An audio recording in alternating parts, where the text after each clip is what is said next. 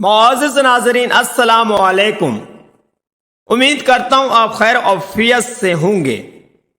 صبح کی ہلکی دھوپ کھڑکی سے جھانک رہی تھی۔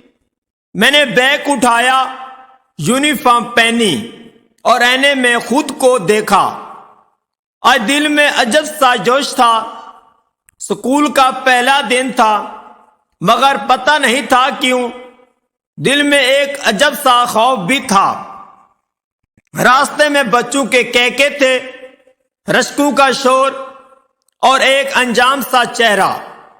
وہ لڑکا جو روز گلی کے نکر پر کھڑا رہتا تھا، جب بھی گزرتی وہ نظریں جھکایا مسکرا دیتا۔ میں سمجھتی شاید اتفاق ہے، مگر ہر دن وہی ہوتا۔ پہلے تو میں نظر انداز کرتی رہتی، پھر آہستہ آہستہ دل میں عجیب سا احساس پیدا ہونے لگا۔ میں خود کو سمجھتا تھی نہیں یہ سب غلط ہے، میں صرف پڑھنے جا رہی تھی۔ ایک دن سکول کے گیٹ پر وہی لڑکا آگے بڑھ کر آیا، ہاتھ میں ایک چھوٹا سا کاغذ تھا۔ میں رک گئی، دل زور زور سے دھڑکنے لگا۔ اس نے کہا، میں کچھ غلط نہیں کہہ رہا، بس تم بہت اچھی لگتی ہو۔ میں خاموش رہی، کچھ بول نہ سکی۔ پہلی بار کسی نے مجھے یہیں دیکھا ہے، احترام اور نرمی سے، مگر پھر بھی دل میں خوف تھا۔ میں کاغذ لیا بغیر آگے بڑھ گئی۔ اگلے دن سکول میں ساری باتیں مشہور ہو گئی۔ کسی نے دیکھا، کسی نے باتیں بنائی۔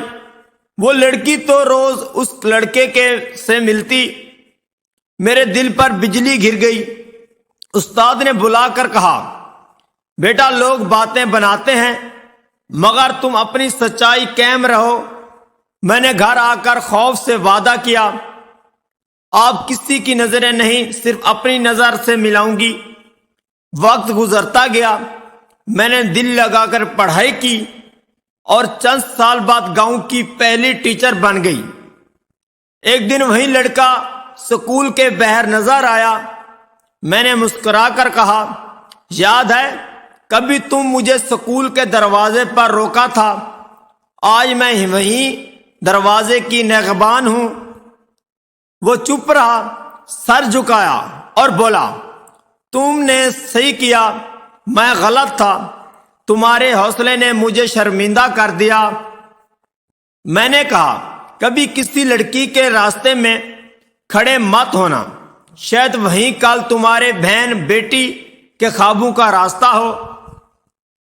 لڑکیوں کے لیے کسی کی نظر میں ہیرو وہ نہیں جو لڑکیوں کے پیچھے پھرنا ہو، بلکہ وہ ہے جو ان کے خوابوں کی حفاظت کرتا ہے۔